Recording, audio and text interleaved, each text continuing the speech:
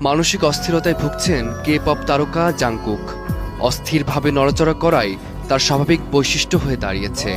জাংকুকের এই রোগকে চিকিৎসা বিজ্ঞানের ভাষায় বলা হয় ADHD।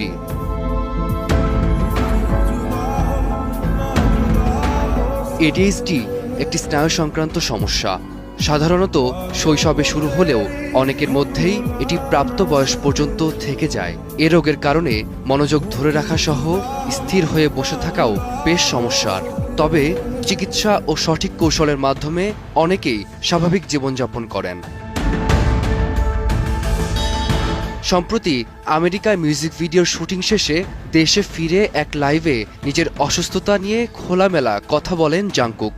এতদিন লাইভে অস্থিরভাবে বসা নিয়ে কটাক্ষ হলেও মুহূর্তেই পাল্টে যায় সেই চিত্র।